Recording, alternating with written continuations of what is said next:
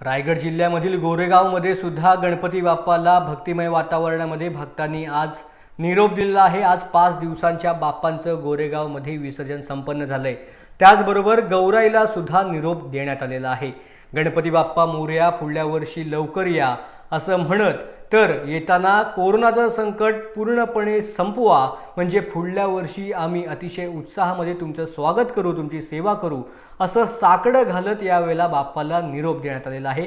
अतिशय शिस्तबद्ध पद्धतीने कोरोनाच्या नियमांचं पालन करत गोरेगावमध्ये हे गणपती विसर्जन संपन्न झालंय।